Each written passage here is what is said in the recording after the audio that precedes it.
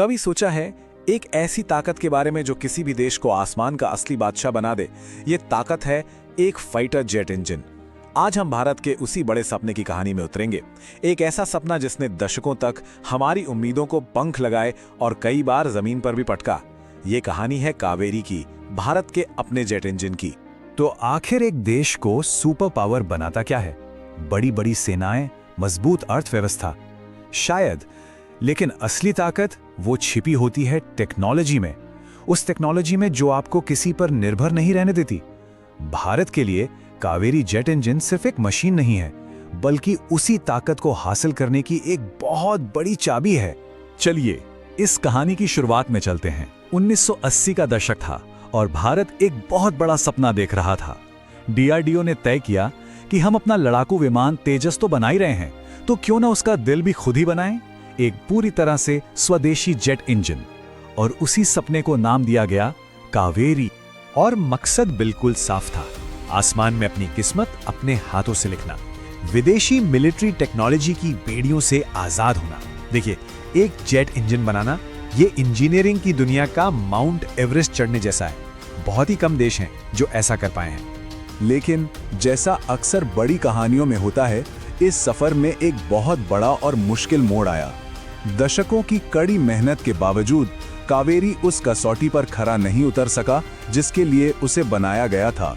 वो तेजस को उड़ान भरने की ताकत ही नहीं दे पाया। सबसे बड़ी कमी थी ताकत की। इंजन में वो पंच ही नहीं था जो तेजस जैसे एक हाई परफॉर्मेंस फाइटर जेट को चाहिए। मतलब एक ऐसी दीवार खड़ी हो गई थी जिसे पार करना लगभग नामुमकिन लग रहा था। तो सवाल ये उठता है कि आखिर गलती हुई कहां? तो चलिए इस गुत्थी को सुलझाने की कोशिश करते हैं।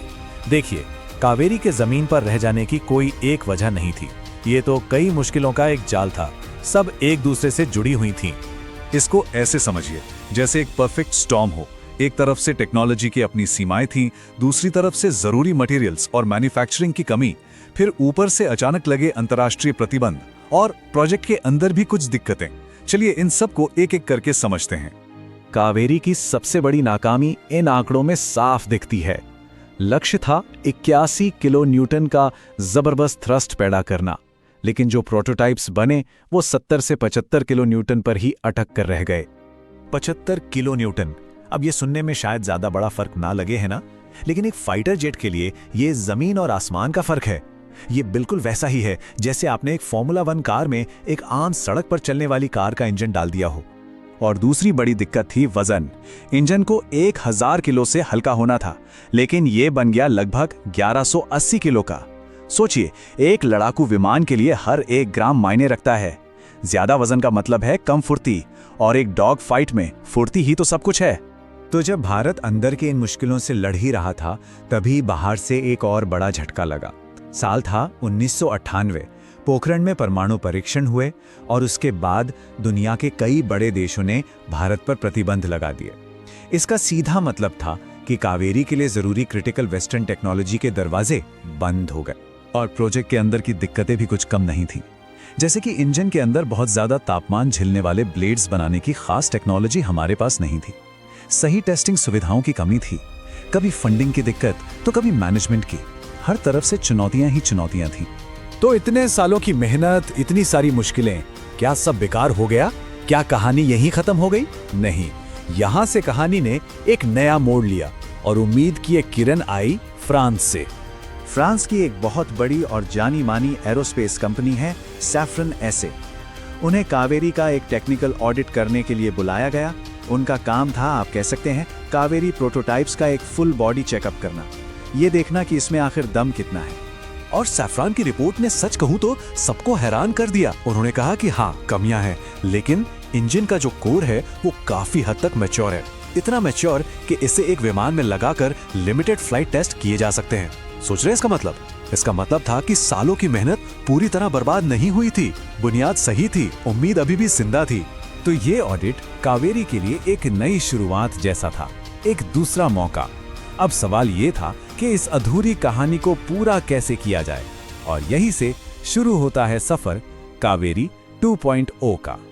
नया प्लान बिल्कुल क्लियर है और इसके 4 मेन पिलर्स हैं। पहला, इंजन की ताकत को 81 नहीं सीधे 98 से 100 किलो न्यूटन तक ले जाना। दूसरा, नए और हल्के मटेरियल्स इस्तेमाल करके इसका वजन कम करना। तीसरा, इसे एक मॉडर्न डिजिटल ब्रेन देना।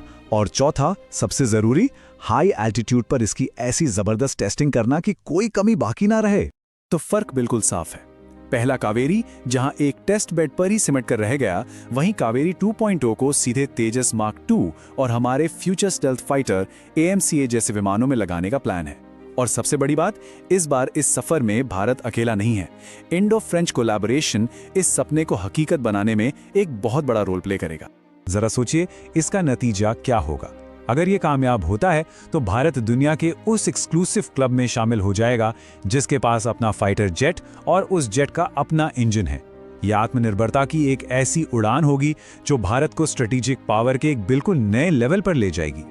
तो आखिर में वही सबसे बड़ा सवाल, क्या कावेरी एक फीनिक्स की तरह अपनी ही राख से उठकर आसमान की बुलंदियों को छू पाएगा? इसका जवाब ही तय करेगा कि भारत का एरोस्पेस फ्यूचर और उसकी टेक्नोलॉजी की ताकत किस दिशा में जाएगी।